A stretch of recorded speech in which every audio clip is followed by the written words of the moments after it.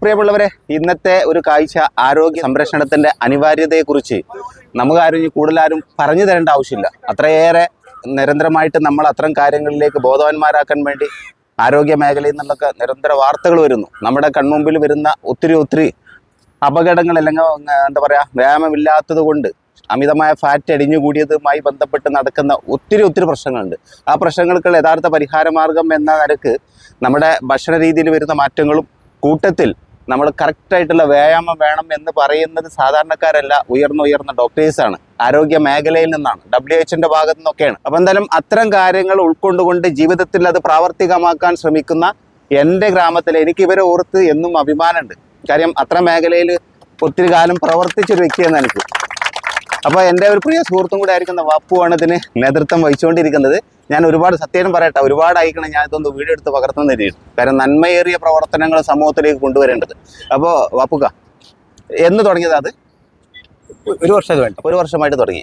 എന്തൊക്കെ രീതിയിൽ ആദ്യം സ്റ്റാർട്ടിങ് എങ്ങനെയാണ്? ഓട്ടത്തിൽ ആരംഭിക്കും? പാരമ്പര്യമായിട്ട് തുടങ്ങി 35 വർഷം നമ്മുടെ മേഖലയിൽ റിയൽ റണ്ണേഴ്സ് കൂട്ടായ്മ. ചുങ്കം റിയൽ റണ്ണേഴ്സ് എന്നാണ് ഈ ഒരു ടീമിന്. ഇതിന് ഗ്രൂപ്പ് ഉണ്ട്, വാട്സപ്പ് ഗ്രൂപ്പ് ഉണ്ട്. അതിലൂടെയാണ് 310ഓളം പേരുണ്ട്. 310 പേരുണ്ട്. ഏകദേശം ശരാശരി എത്ര ആളുകൾ? 100-150 ഇടയിൽ ആളുകൾ വരും. 100 പേരെന്തല്ലോ. പിന്നെ ഒരേ ട്രെയിനിങ് ആണോ? വ്യത്യസ്ത ട്രെയിനേഴ്സ് വരാറുണ്ട്. ഓക്കെ.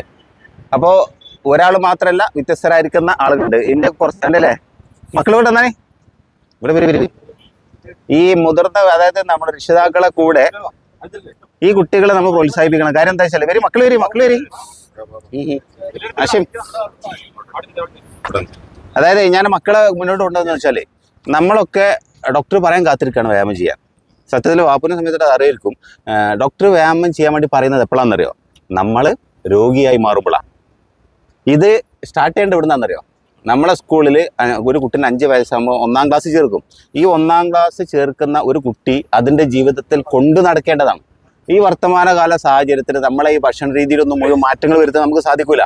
അപ്പം മാറ്റങ്ങൾ വരുത്താൻ സാധിക്കാതെ വരുമ്പോൾ അതിനുള്ള പോംവഴികൾ നമ്മൾ തേടണം. ആ പോംവഴികൾ എന്ന് പറഞ്ഞാൽ വിദ്യാഭ്യാസത്തോടൊപ്പം നിർബന്ധമായിട്ടും യൂറോപ്യൻ രാജ്യങ്ങൾ, ചൈന, ജപ്പാൻ, കൊറിയ, അങ്ങനെയൊക്കെയുള്ള പല രാജ്യങ്ങളിൽ വിദ്യാഭ്യാസത്തോടൊപ്പം കറക്റ്റായിട്ടുള്ളൊരു വ്യായാമം കൂടി ഉണ്ട്. അപ്പോൾ അത് നമ്മൾ ജീവിതത്തിൽ പകർത്തുക.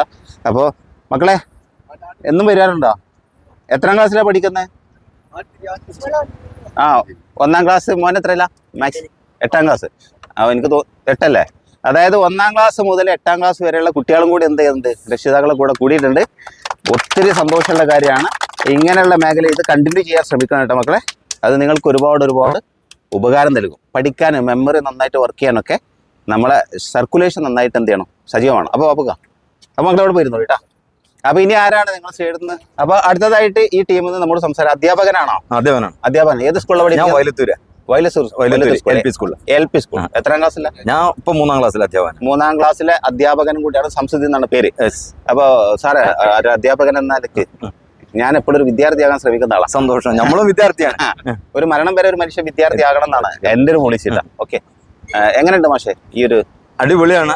ഞാനിങ്ങനെ ബാപ്പൊക്കെ ഇങ്ങനെ കുറെ ആൾക്കാരെ വിളിച്ച് ഇങ്ങനെ പരിപാടിയൊക്കെ നടത്തുന്നുണ്ട്. കാണുമ്പോ വരണം എന്നൊക്കെ പറയും. അങ്ങനെ ഇടക്ക് കുറെ വിളിച്ചപ്പോ നാട്ടിൽ നടക്കുന്നതിന് പിന്നെ ബാപ്പൊക്കനെ കണ്ടപ്പോ ഒരു ദിവസം അങ്ങോട്ട് പോകാന്ന് അറിഞ്ഞു. അങ്ങനെ വന്നതാ. വന്നു നോക്കുമ്പോ ഭയങ്കര സന്തോഷമായി. ഇപ്പൊ അത് റുട്ടീനായിട്ട് മാറി. ഈ ഓട്ടം നടത്തമൊക്കെ കൂടി ഒഴിവാക്കാൻ പറ്റാത്ത ജീവിതത്തിന്റെ ഒരു ഭാഗമായി. മറ്റേ ഇതിന് നമ്മൾ പ്രത്യേക സമയം കണ്ടെത്തണമല്ലോ എന്ന് ആലോചിച്ചിരിക്കുകയായിരുന്നു. ഇപ്പൊ അതൊന്നും വേണ്ട. ഇത് നമ്മളുടെ ഡേ ടു ഡേ ലൈഫിന്റെ ഭാഗമാണ്. രാവിലെ എണീക്കുമ്പോൾ ഇപ്പൊ മാഷ് പറഞ്ഞൊന്ന് ഇടപെട്ടെ. അപ്പൊ മാഷ് പറഞ്ഞൊരു പ്രധാനപ്പെട്ട കാര്യമുണ്ട്. ജീവിതത്തിൽ നമ്മളെ ജീവിത ശൈലിയിൽ ഒരുപാട് മാറ്റങ്ങൾ വന്നു. അപ്പൊ നമ്മളെ ദിനചര്യകൾ, അപ്പൊ ഈ ദിനചര്യകളിലേക്ക് വ്യായാമം കൊണ്ടുവരണം എന്ന് നമ്മൾ എപ്പോഴും പറയാറുണ്ട്. അപ്പൊ എങ്ങനെ അത് കൊണ്ടുവരും എന്ന് ചോദിച്ചാൽ ബെസ്റ്റ് ഉദാഹരണമാണ് മാഷ്. കാര്യം ആദ്യം വാപ്പൊക്കെ ക്ഷണിച്ചപ്പോൾ ജസ്റ്റ് ഇങ്ങനെ വന്ന് നോക്കി എന്താ പാട് എന്നൊക്കെ അറിയാൻ വേണ്ടിയിട്ട് 1-2 പ്രാവശ്യം ട്രെയിൻ ചെയ്തപ്പോൾ പിന്നെ അത് ഒഴിവാക്കാൻ പറ്റാത്തൊരവസ്ഥയിലേക്ക് നമ്മൾ മാറി എന്നുള്ളത്. അപ്പൊ അതുപോലെ തന്നെയാണ് ഇത് ജീവിതത്തിൽ എന്ത് ചെയ്യുക, തുടർന്ന് കൊണ്ടുപോവുക എന്ന് പറഞ്ഞത്. അപ്പോൾ പ്രേക്ഷകർക്ക് ഒത്തിരി കാര്യങ്ങൾ ഇത് മനസ്സിലാക്കേണ്ട. മടിയന്മാരായിട്ട് ഇരുന്നത് കാര്യമില്ല. മടിയന്മാരായിട്ടിരുന്നാൽ നമ്മളും കരയേണ്ടി വരും. നമുക്ക് വേണ്ട കരയേണ്ടി. അതാണ് എന്റെ ഏറ്റവും വലിയ. തീർച്ചയായിട്ടും. ഇപ്പൊ ബാപ്പോക്ക് എന്ന് പറയുന്ന ഒരു മനുഷ്യൻ ഈ കണ്ട ആളുകളെ മുഴുവൻ രാവിലെ ഒന്ന് കോണ്ടാക്ട് ചെയ്യും. തീർച്ചയായിട്ടും ഒരു കോൾ ഉണ്ടാവും ബാപ്പോക്കന്റെ. ആ കോളമല്ലാണ് നമ്മളൊരു ദിവസം തുടങ്ങുന്നത്. അതെ അതെ ഇത്ര ആളുകളെ കോൺടാക്ട് ചെയ്ത് ഇത്ര ആളുകളായിട്ട് ഒരു ടച്ച് എപ്പോഴും ഉണ്ട്. ഈ ഇതല്ല, പുറത്തും കുറെ ആൾക്കാരായിട്ടുണ്ട്. ഇതൊരു വല്ലാത്തൊരു സംഭവമാണ്. എന്നുവെച്ചാൽ അങ്ങനെ എല്ലാവർക്കും കഴിയില്ല. ഇപ്പോഴത്തെ കാലഘട്ടത്തിൽ എല്ലാവർക്കും തിരക്കുണ്ട്. ഒരു പ്രോഫിറ്റും പ്രതീക്ഷിക്കാത്ത ഒരു മനുഷ്യൻ, അതൊരു വല്ലാത്ത അദ്ദേഹത്തിന് പഠിക്കേണ്ട ഒരു സാധനമാണ്. അത് എങ്ങനെയാന്നുള്ളതാണ് നമ്മളിപ്പോ നമുക്ക് ടച്ച് ചെയ്യാൻ പറ്റണില്ല. അപ്പൊ ഏതായാലും ആ ഒരു ഇനീഷ്യേറ്റീവ് ആണ് ഇതിനെ ഇത്രയായത്.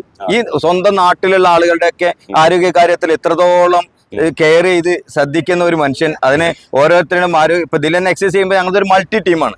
ഒരേ ഏജ് കാറ്റഗറി അല്ല, പലതരമുള്ള ഇവരൊക്കെ കെയർ ചെയ്ത് ഒരേ രൂപത്തിൽ ഇവർക്കൊക്കെ പ്രയാസമില്ലാത്ത രൂപത്തിൽ ഇത് കൊണ്ടെടുക്കാന്ന് പറഞ്ഞാല് ഒരു വർഷം എന്ന് പറയുന്നത് ഒരു വലിയൊരു കാലഘട്ടമാണ്. തീർച്ചയായും ഏതായാലും അതൊരു ഉഷാറായിട്ട് പോകുന്നു.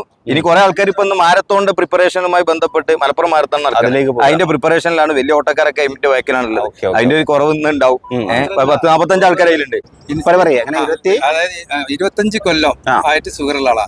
ആ ഷുഗറിനെ ഞാൻ മരുന്ന് മാത്രം നിർത്തിയിട്ട് കൺട്രോൾ ചെയ്തിരുന്നത്. ഇപ്പൊ ആ മരുന്നിനെ കുറച്ച് ഇപ്പൊ ഷുഗർ 102 രാവിലെ ഫാസ്റ്റിങ്ങില് ഭക്ഷണം കഴിച്ചു കഴിഞ്ഞാൽ 145-150 അടിയിലാണ് വരുന്നത്.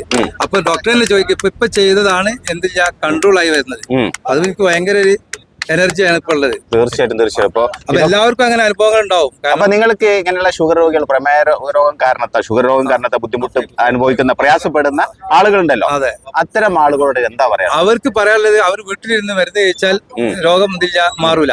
ഇതുപോലെ വ്യായാമത്തിലേക്കൂടെ എന്തില്ല എന്തായാലും കൺട്രോൾ ചെയ്യാൻ പറ്റും. ആ മെഡിസിനോട് കൂടെ പരിശീലനം കൂടി ചെയ്യാം. എന്നിട്ട് ഡോക്ടർ നിർദ്ദേശപ്രകാരം എന്ത് ചെയ്യുക, ആ മെഡിസിന്റെ അളവിനെ കുറച്ച് റിലീസ് ആകുക. Okay okay. ഇനി ആരാണ് അടുത്തൊരാളായിട്ട്? ഒരു കലാകാരനും കൂടിയാണ് സുധീർ സാറാണ് നമ്മുടെ അടുത്ത് സംസാരിക്കാൻ പോകുന്നത്. അപ്പൊ സുധീർ സാർ എവിടെയാണ്? കറക്റ്റ് ഇവിടെ തന്നെയാണ്? ചന്ദ്രകാവ്, ഇവിടുന്ന് ഒരു 4 കിലോമീറ്റർ. നമ്മുടെ ചന്ദ്രകാവ് അമ്പലത്തിന്റെ അടുത്തായിട്ട്. Okay okay okay. എന്ത് ചെയ്യുന്നു? ഞാനിപ്പോ ആകാശവാണി മഞ്ചേരി FM അവതാരം. ആകാശവാണി മഞ്ചേരി FM. പ്രേക്ഷകർ പ്രത്യേകം ശ്രദ്ധിക്കേണ്ടതാണ് കാര്യം. പലരും പ്രശ്നം എന്താ അറിയോ, വ്യായാമം ചെയ്യുന്നതൊക്കെ ശരി തന്നെയാണ്, പക്ഷെ എനിക്കതിന് സാധിക്കൂല. എനിക്ക് സാധിക്കാത്ത കാര്യം മറ്റൊരാൾ ചെയ്യുമ്പോൾ അവനെ പരിഹസിക്കുക എന്നുള്ളത് നമ്മുടെ ഒരു സമൂഹം, വളരെ കുറഞ്ഞ ആൾക്കാർ, എല്ലാവരും അങ്ങനെ എന്ന് പറയുന്നില്ല, സമൂഹത്തിൽ അങ്ങനെ കുറച്ച് ആളുകളുണ്ട്. ഒരു കാര്യമില്ല, വെറുതെയാണ്, എന്തിന് ചുമ്മാ ജീവിതം മടിച്ചു പൊളിക്കണം. എന്ത് ചെയ്യണം? ഈ ആരോഗ്യത്തെ നിലനിർത്തണം. എന്നിട്ട് നമ്മൾ ജീവിതം പഠിച്ചു പൊളിക്കാൻ പോകണം. ഓക്കെ സാറേ, പറയാനുള്ള എന്തൊക്കെയാണ്? ഞാനിപ്പോ ഒരാഴ്ചയോടെ വന്നിട്ട് ഞങ്ങൾ പഴയ സുഹൃത്തുക്കളാണ്. പഴയ കലാകായികങ്ങൾ ബന്ധപ്പെട്ട് പ്രവർത്തിച്ചിട്ടുള്ള ആൾക്കാരാണ്. അപ്പൊ ഞാൻ ഒരു 2000 കൊറോണ കാലത്താണ് നടത്താൻ ആരംഭിച്ചത്. അപ്പൊ ഞങ്ങളുടെ ചന്ദ്രക്കാവിൽ ഇങ്ങനെ ഒറ്റക്കളി നടത്തായിരുന്നു, ചന്ദ്രക്കാവ് മൈതാനത്ത്. അത് കുറെ കഴിഞ്ഞ് ബോറടിയായി. രാവിലെ എണീറ്റ് ഇത് നമുക്ക് വേണ്ടി ഒരു എന്താ പ്രഷർ ചെയ്ത് സ്വയം ചെയ്യുന്ന പരിപാടിയായിരുന്നു. പക്ഷെ ഇങ്ങനെ ഈ ഒരു വഴിക്ക് ഇങ്ങനെ യാത്ര ചെയ്തപ്പോഴാണ് ഈ സംഘത്തിനെ കാണുന്നത്. അപ്പൊ നല്ലൊരു സ്ഥലം. അപ്പൊ 2ാമത്തെ ദിവസം വന്നു. അപ്പൊ ബാപ്പു കണ്ടു, വിളിച്ചു.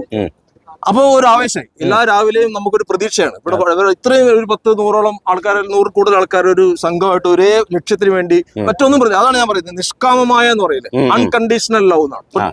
മറ്റൊന്നും പ്രതീക്ഷിച്ചിട്ടല്ല, ഇദ്ദേഹത്തിന് ഒരു പ്രതീക്ഷയില്ല. ഞാനല്ല ഇപ്പൊ ഇദ്ദേഹം പറഞ്ഞ പോലെ എന്തിനാണ് ഈ മനുഷ്യന് കടന്ന് ബന്ധപ്പെടുന്നത്, ഉറക്കെ വിളിച്ചു പറയുന്നു, ജയിക്കുന്നു സ്ട്രിക്റ്റ് ആയിട്ടൊരു PT അധ്യാപകന്റെ ഒരേ ഒരു ചുറുകൂടി ആത്മാർത്ഥത്തോടു കൂടി ചെയ്യുന്ന. ഒരു മിനിറ്റ്, അതിന്റെ ഇടയിൽ പ്രത്യേക കാര്യങ്ങൾ ശ്രദ്ധിക്കണം. നേരത്തെ സൂചിപ്പിച്ച പോലെ ഒരേ ഏജിലുള്ള ആളുകളല്ല ഇവിടെ. 40 വയസ്സിന് മുകളിലുള്ളവരുണ്ട്, താഴെ തട്ടിലെ കുട്ടികളുണ്ട്, 73 വയസ്സാണ്. ഇവർക്കൊക്കെ വ്യായാമം ചെയ്യുന്നതിന് പ്രത്യേകമായിട്ടുള്ള കുറെ കാറ്റഗറി ഉണ്ട്. അതിൽ മാറ്റങ്ങൾ വരാൻ പാടില്ല. അപ്പൊ അത്തരം കാര്യങ്ങൾ കൂടെ എന്ത് ചെയ്യണം, സെപ്പറേറ്റ് ചെയ്ത് പഠിപ്പിക്കാൻ വേണ്ടി അറിവുള്ള ഒരാളായിട്ട് തീർച്ചയായിട്ടും അറിയുന്ന ആളാണ്. നല്ല ട്രെയിനറാണ്. ഞാൻ മനസ്സിലാക്കുന്നത് അത്ലറ്റിക് ഫെഡറേഷന്റെ ജില്ലാ തലത്തിലുള്ള എന്തോ നേതൃത്വം ഉണ്ടെന്നാണ് ഞാൻ മനസ്സിലാക്കുന്നത്. എന്തായാലും ഇതൊരു വലിയ ഒരു പ്രചോദനമാണ്. രാവിലെ എണീക്കാൻ എന്റെ കൂടെ സതീഷ് ഉണ്ട്. അപ്പൊ ഞങ്ങൾ രണ്ടുപേരും കൂടെയാണ് രാവിലെ വരുന്നത്. അപ്പൊ രാവിലെ എണീറ്റ് ഒരു 5:15 ഞങ്ങൾ 5:45 എണീക്കും, അല്ലെങ്കിൽ 5:30 എണീക്കും. പോലെ റെഡിയാവും, വിളിച്ച് പരസ്പരം വിളിക്കുന്നു, വണ്ടി എടുത്ത് വരുന്നു, ഇങ്ങനെ കാണുന്നു, ഓടുന്നു. ഇതൊരു വ്യായാമം മാത്രമല്ല, ഒരു പരസ്പര സ്നേഹത്തിന്റെ കണ്ണി ചേർക്കാൻ ഒരു സൗഹൃദം കൂടി. അവിടെയാണ് ഇതിന്റെ പ്രാധാന്യം. ഒരുപാട് മനുഷ്യരെ നമ്മൾ ബന്ധപ്പെടുകയാണ്. മനുഷ്യ ബന്ധങ്ങളാണ് മനുഷ്യ ജീവിതത്തെ മുന്നോട്ട് നയിക്കുന്നത്. അപ്പൊ പുതിയ ആൾക്കാരെ നേരത്തെ പറഞ്ഞാൽ പല തരത്തിലുള്ള, പല കാറ്റഗറിയിലുള്ള, പല ജോലി ചെയ്യുന്ന ബിസിനസ്സുകാരായിട്ടുള്ള ജോലി ചെയ്യുന്ന പ്രൊഫസർ ഉണ്ട്, പിന്നെ ആർട്സ് കോളേജിലെ പ്രൊഫസർ ഉണ്ട്. ഇവിടെ ഞാൻ അറിയാത്ത ഒരുപാട് ബിസിനസ് മാഗ്നറ്റ്സ് ഉണ്ടാവും. അങ്ങനെ പലതരത്തിലുള്ള ആൾക്കാർ, ഇവരൊക്കെ നമുക്ക് ജീവിതത്തിൽ അടുപ്പിക്കാൻ കഴിയുന്നു എന്നുള്ളതാണ് ഏറ്റവും വലിയ കാര്യം. ഇതിന് ചെയ്യുന്ന ഈ ഒരു ചുങ്കം റിയൽ റണ്ണേഴ്സ് അല്ല, റിയൽ ലവേഴ്സ് ആണ്. അങ്ങനെ പേര് റിയൽ റണ്ണേഴ്സ് അല്ല, റിയൽ ലവേഴ്സ്. 5:30 എല്ലാവരും എത്തിച്ചേർന്ന 6 മണിക്ക് തുടങ്ങും. ഏകദേശം 7:30 അവസാനിപ്പിക്കും. 1.5 മണിക്കൂർ സമയമുള്ള പരിശീലനമാണ്.